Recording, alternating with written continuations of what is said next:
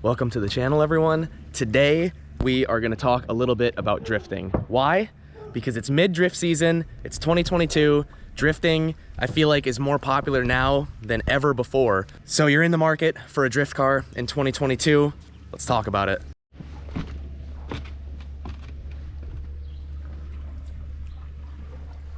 All right, so it's 2022. You're trying to buy maybe your first drift car, maybe your second, your third, your 10th, your 100th.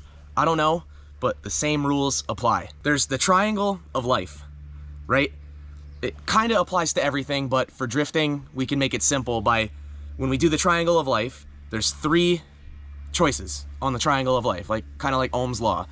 Cover 1 or cover 2, and the remaining one is the one that you're stuck with.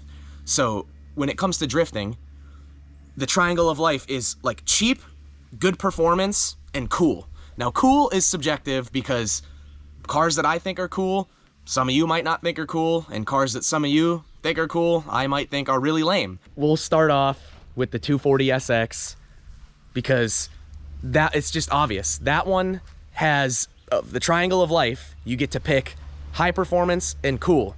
But what's the one thing you're missing? Cheap, not cheap. All right, so excuse the super crude drawing, but this is what I'm talking about when I'm talking about the triangle of life. I feel like I had to elaborate a little bit more on this before I continued with the video. So, like I said, you only get to pick 2 things off of this, and the other one is the one that you're screwed on. So, for example, the 240SX is cool and has good performance. So if you cover cool and good performance, it's not cheap. And if you want something cool and cheap, it's not gonna have good performance. And if you want something cheap with good performance, it's not gonna be cool. So this is what I'm talking about. And there are cars that fit every combination of this, and there's not a single one that can get all 3. Going back to the list, we're starting with the 240SX just because that's just the most iconic car. So when I'm talking about the 240SX, what exactly am I talking about? I'm talking about S13 Vert, S13 Coupe, S13 Hatch, S14 Zenki, S14 Kooky. I would like to include S15 in this, but that is not even in the realm of cars that we could talk about in this video, because that S15 is on the list with like NSX, FD RX7. Like, that is not even like attainable for normal people. So yeah, 240SX, good performance, cool, not cheap. Let's see, 350Z, good performance, somewhat cool, not cheap. And if you get a 350Z that has good performance and cheap, it's not cool, right? It's clapped, ugly.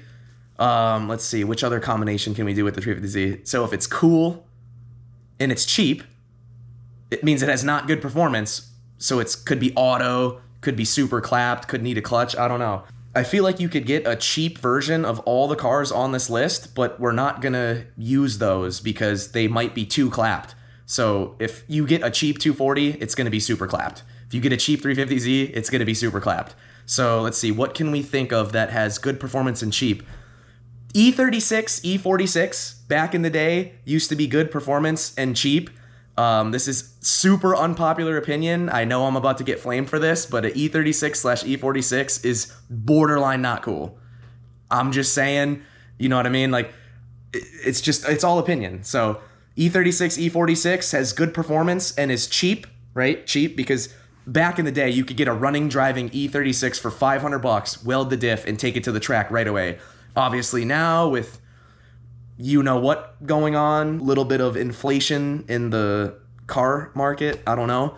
But yeah, so good performance and cheap, we will give to the E36, E46, even though now, 2022, not super true, but still, I feel like E36s are cheaper than 240s and cheaper than 350Zs, especially because you can find more clapped E36s than you can clapped 350Zs, if that makes sense.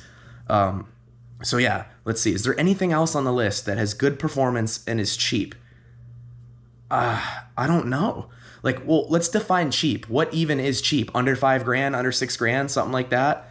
Well, I don't know. I can't think of anything else in the good performance and cheap category, but I will come back to this if something comes to mind. So what would be an example of something that is cool and cheap? Could be GS300, GS400, right? IS300, things like that, like some auto, like JZX90.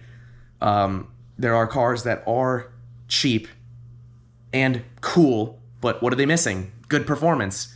You go buy an LS400 to try and drift it. It is cool, it is cheap, but it's going to have horrible performance. So those are the kind of cars that fit in that bubble. I took a minute here to just write some of this stuff down to give you guys a little visual instead of me just kind of winging it, because I had a minute to think of a couple more cars here. So we'll just run through this super quick. Cool and good performance, but not cheap.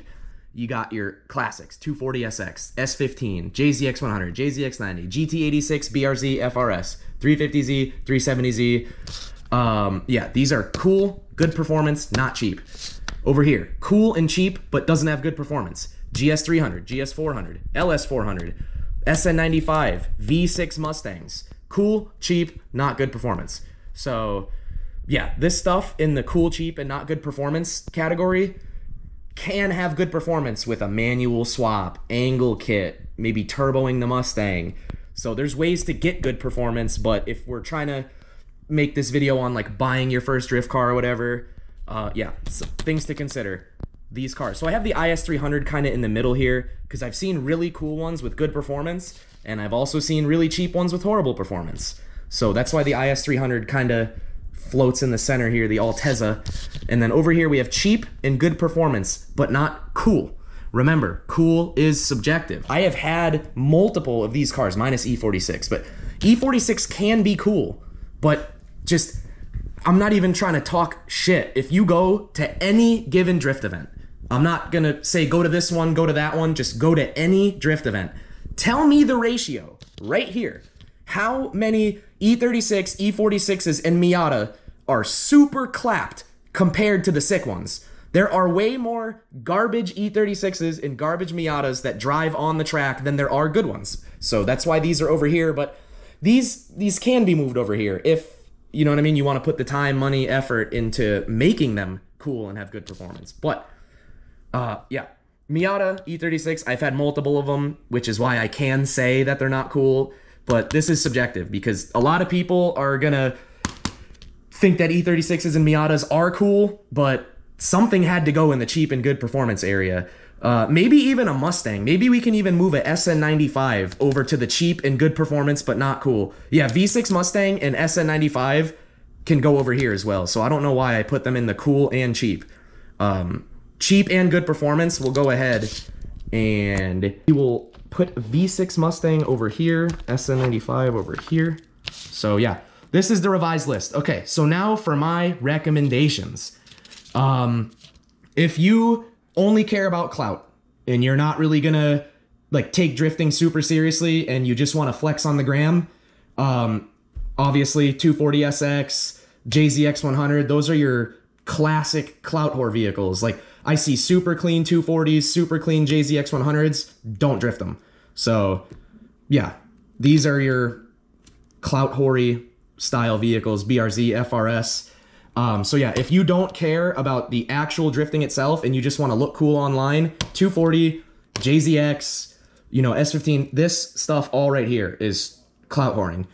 On the other side though, if you don't care too much about the clout and you want as good of performance as you can possibly get, we're going with 240SX. So for people on a shoestring budget that are trying to take drifting super seriously, I recommend an E36 over a Miata because the Miata, they don't really drive super nice. Stock, obviously, you could do a swap, angle kit. You could do a lot of stuff to a Miata, but you could do way more to an E36. And an E36 out of the box will outperform a Miata on the drift track all day. Stock for stock, E36 all day. So if that's the category that you're trying to go for, I recommend E36 for cheap and good performance. I'm not, like I said, I'm not hating on Miatas. I'm just saying cheap and good performance. A good performance and cool Miata is not cheap. So yeah, cool and cheap, but not good performance. I don't really recommend any of these for your first drift car because look at an LS400. Yeah, you could drift it. Chow did, but they don't make like good angle kits, or the LS400 doesn't have a lot of support. Whereas a GS300, because of it being an Aristo, right? GS300 has way more stuff you could do to it. I'm not saying that an LS400 has no aftermarket support. I'm just saying if you're gonna shop in this category, I would recommend a GS300 because you get a 2J, you could turbo it. GS has angle kits, handbrake, body kits.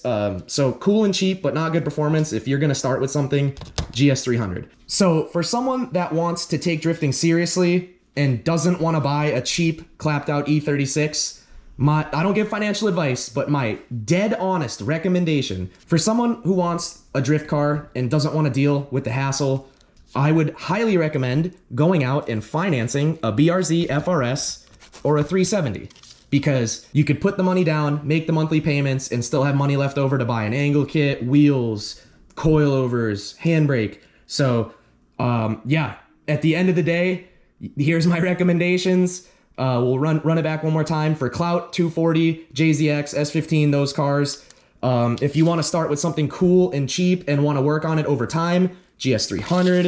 If you want something cheap and good performance, E36. But all in all, for like someone that's not drifted before, that is willing to finance something, highly recommend out of everything on this list, BRZ, 350, 370, because when you're shopping for 240s, some of them that claim to be really nice are secretly clapped.